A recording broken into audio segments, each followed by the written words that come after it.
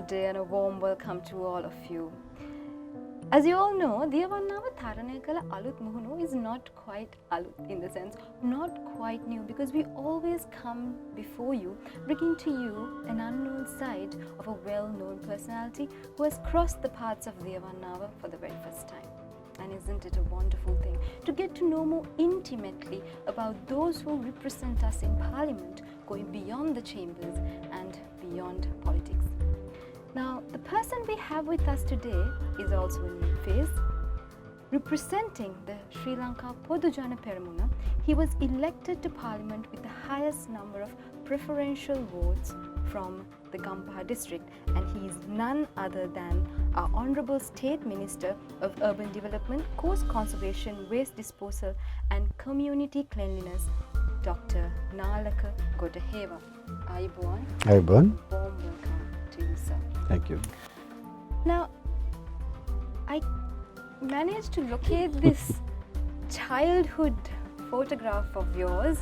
Now, it is not always that we come across childhood photographs and get to hear and know about the childhood and the school days of members of Parliament. So now with that, shall we take a walk down the memory lane? Actually, that photograph was when I was in Kandy, where I did my primary education at a school called Peradini Junior School, where my mother taught. So I was studying there till grade 5, and after grade 5 scholarship, I moved to Colombo to Ananda College. That is where most of my grooming took place, my education, personality, everything. And from Ananda College, I went to University of Moratuwa to follow a degree in engineering. I passed out as an engineer with honours in electronics and telecommunication field. That was my field. That is about my beginning of my education. But then, though I started my career as an engineer, I quickly moved into different areas again because of my educational interest. I got into marketing, I got into accountancy, I got into management, and finally I got a PhD in economics, so it got into a variety of fields.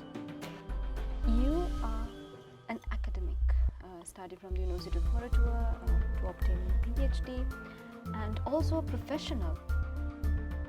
Someone with the credentials that you have and with your personality, many would think of migrating, going to a better country, a first world country, and settling and developing and having a career there. But you remained in Sri Lanka. Why? See, I started my career in a multinational, Unilever Ceylon.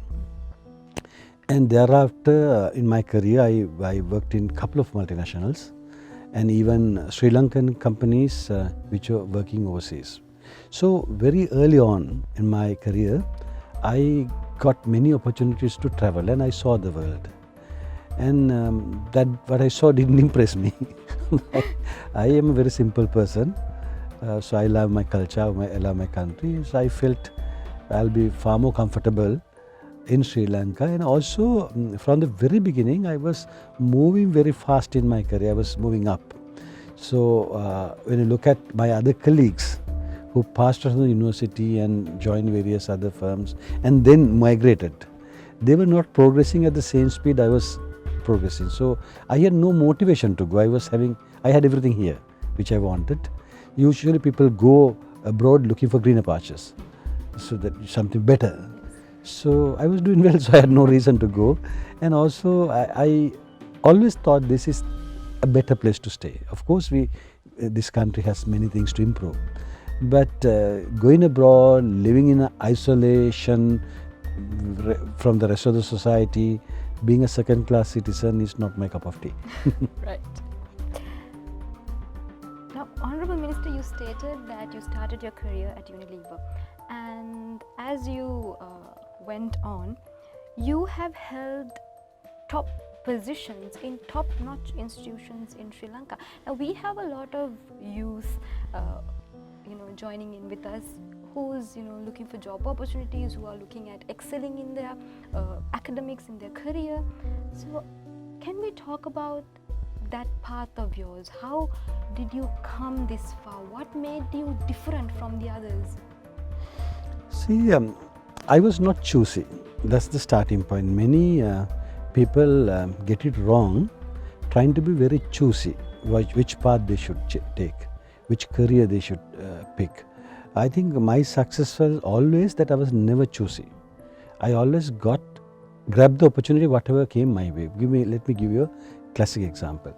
When I was in the university, I was studying engineering, and when I was in my second year, the JVP second insurrection came in 1980s, late 80s, and the university was closed for almost 2 years, right? And then others were waiting till the university opened. I went and started doing a clerical job. My first salary was 350 rupees, not enough even to pay my bus fare. Right? I didn't wait. When I started that job, I was put into the accounts department as a clerk. Right? So I learned there's another profession called accountancy.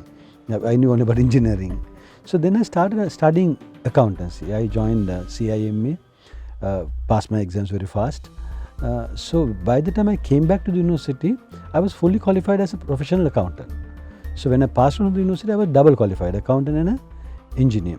But when I went to my first job, Unilever, Ceylon, those days it was called Lever Brothers, multinational company in the FMCG business.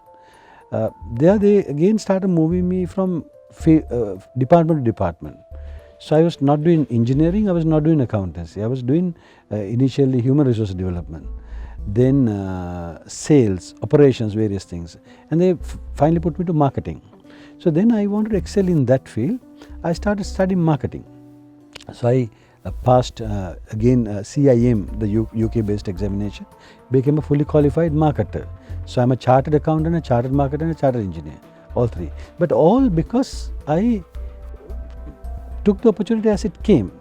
So even thereafter in my career, when I was offered various jobs by different industries, I never worried thinking that this is the industry I know. I always went to totally new industries. I started at FMCG, then I was invited by telecommunication field. Of course, I had a degree in that.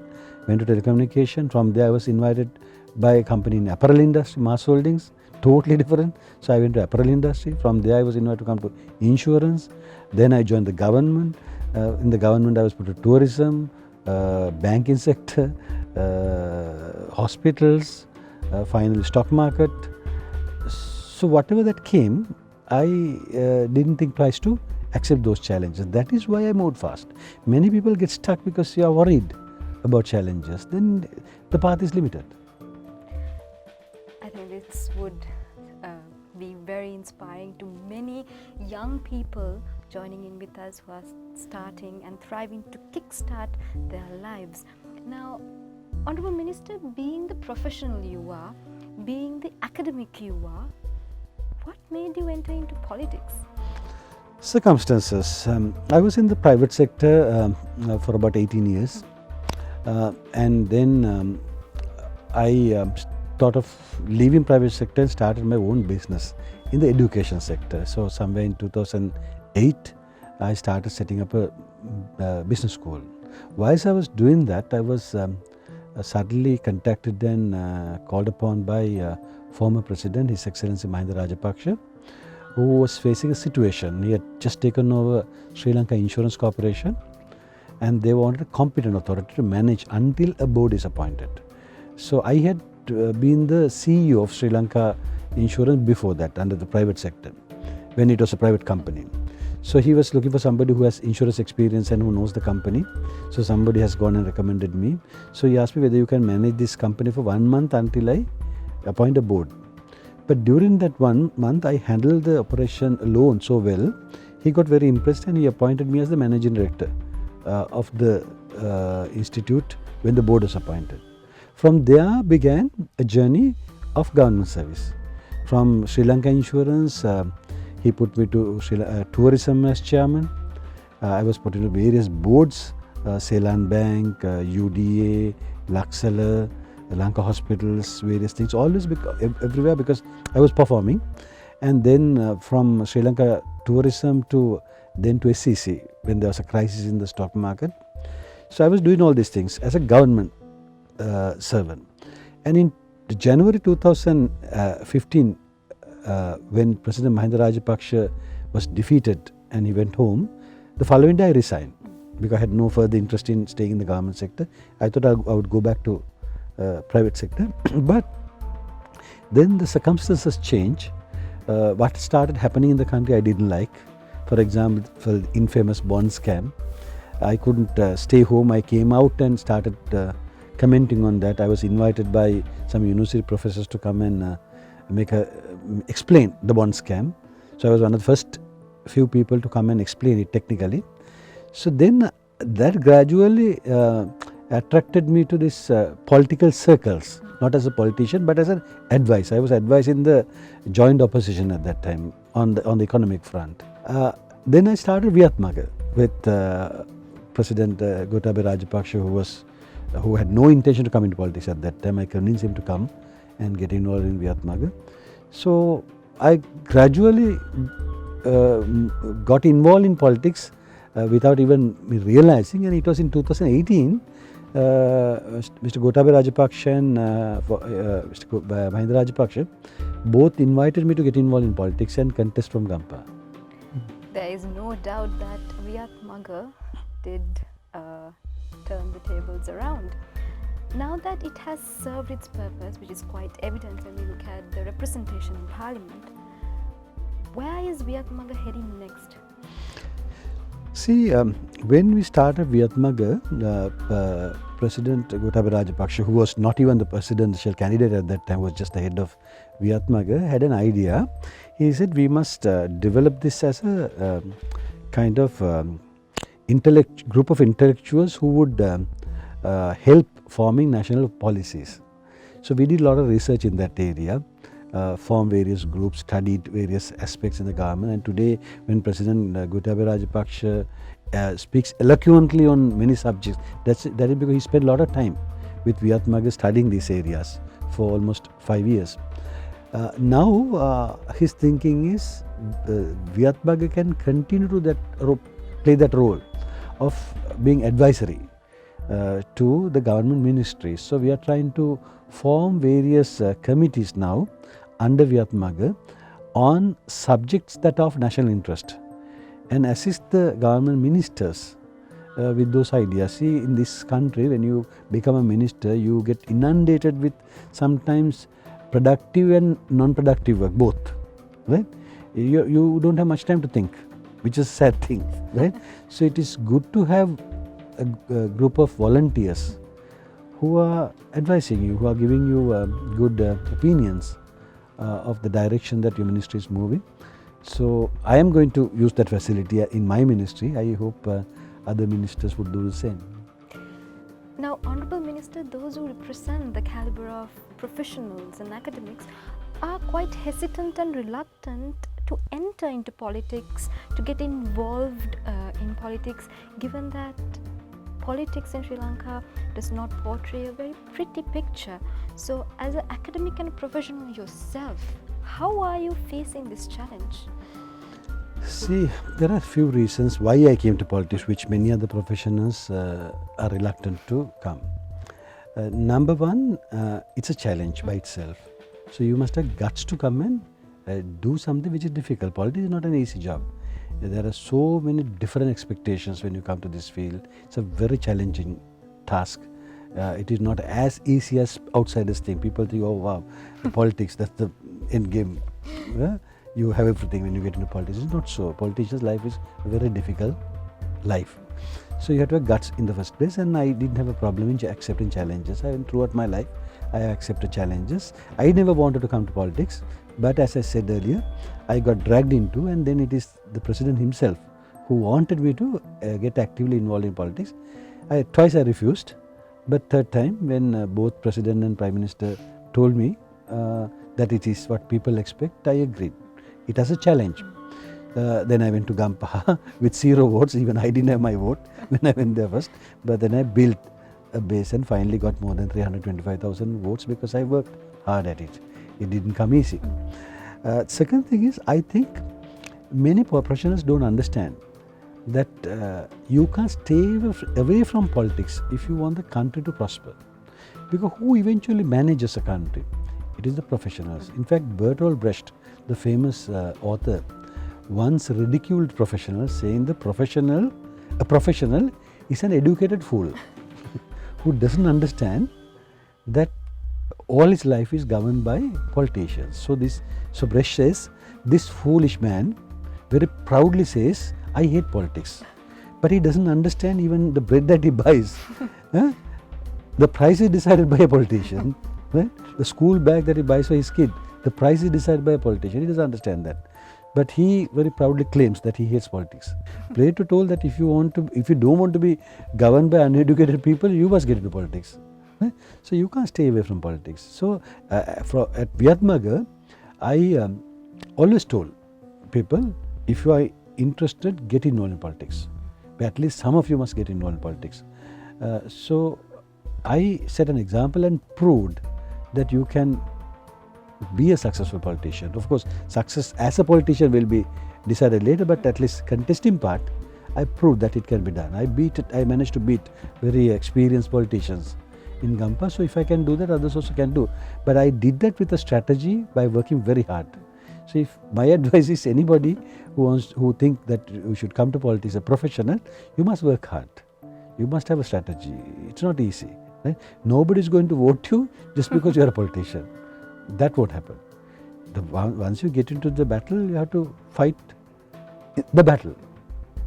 Honorable Minister, now you have traveled the world and you're a very learned man. So how do you see Sri Lankan politics when comparing with politics around the world?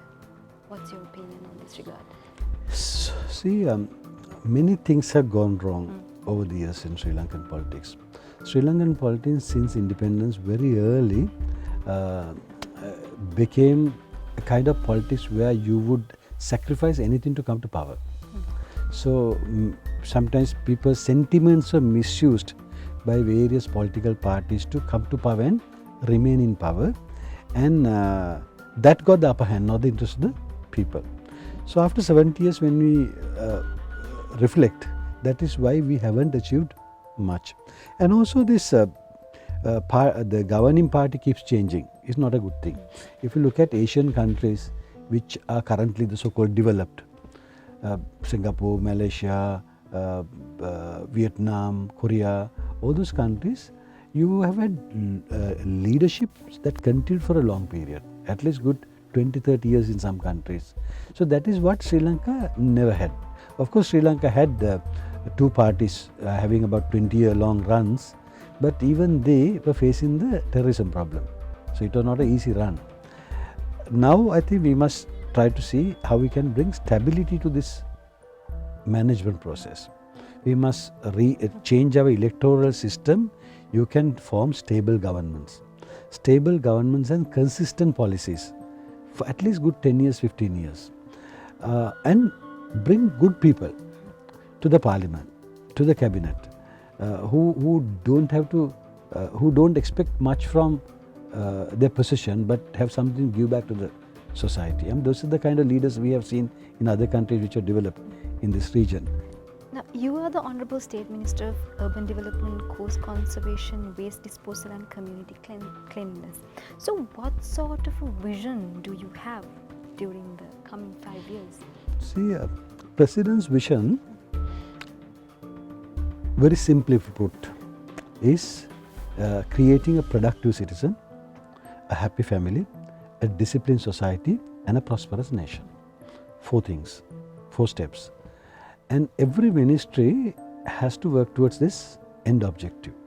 How you can increase the productivity of people, how you can increase the happiness of families, how you can make it more disciplined, right? Eventually leading to a prosperous nation. So all the institutes that are under my mind, or areas, whether it is urban development, whether it is housing, whether it is coast conservation, whether it is waste management, whether it is, and there are other things that are hidden which is not reflected in this name, flood management, all those things. eventually help these 4 areas. So I have now identified how each institute can cater towards this end objective and try to align the staff towards achieving that end objective. Of course, they are doing a lot of good work, but I need a little bit time, few more months, to get them totally aligned to a strategy, because whatever we deliver must be for a end purpose. For example, take housing for example. Now, there's no point just building houses. You need to know the demand in various categories. How many houses are required in the low income, middle income, upper middle income, and how the district distribution, all these things must be understood. Then you must have a strategy how you are going to achieve that, how much government is going to do, how much private sector should do, how you can use these things to develop the industries like the construction industry. So a lot of vision has to come in. So I'm trying to bring that vision into the table. Honourable Minister, how important in your opinion do you think it is that for a parliamentarian to be approachable? I think who selects a parliamentary? Except for the national list MPs, all others are selected by people. So you must be approachable by people. I mean, that's a must. But then there's another thing that unfortunately people don't understand, but people must understand. A parliamentarian, particularly if you are a minister, you must be given time to do your national part, right? For example, now I sometimes see, even in my own Facebook, when there's a comment about something that we do in Colombo, there are comments saying, you were elected from Gampaha, so why are you serving Colombo? So people don't understand that you have a national responsibility. So we need to balance our time. We have 7 days a week. Now, for example, I have allocated 3 days to the district, 4 days to the ministry. So people must understand that somebody has to balance this and balance your national duty as well as your duty for your voters. But overall, everything is for the people. So you must listen to people, you must be approachable to people, you must have a mechanism that even if they don't meet one-to-one, that they can give you their feedback.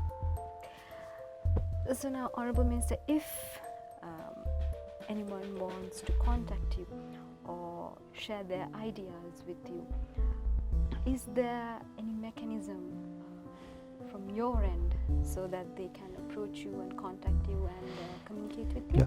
The best thing is through the ministry, because every Monday, as you know, it's a public day.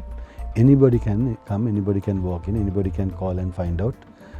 I have set up a system where all my secretaries and myself are available on that day in a very systematic manner. When somebody comes, we take down his request, attend to that in a systematic manner, follow up, and all those things happen. And for the district, Gampaha district, I'm normally spending my time during the weekend there. Of course, you can't do that these days because of corona issue. Otherwise, Saturday, Sunday, we are always there. And I have a voluntary organization called Tharanayakala, which has about almost 1,000 active members. They are all over in every electorate, 13 electorates in Gampaha district. Now we are trying to formalize that organization and make it a organization where you will have a branch in every Grama Seva division. So there are 1,173 Grama Seva divisions, and I will have my Tharanayakala voluntary organization branches in all those. Within the next 2-3 months time, we will complete that also. So through that also people can approach us. Yeah. So those are the 2 easiest ways to contact us. So it was Honourable State Minister of Urban Development, Coast Conservation, Waste Disposal and Community Cleanliness, Dr. Nalaka Godahewa, who joined with us today. We thank you, Honourable Minister, for your time and your wonderful insights. I'm sure there will be much to take from the discussion we had today. So thank you once again, and with hopes of meeting you on another day with another episode, we bid you goodbye. Aibon.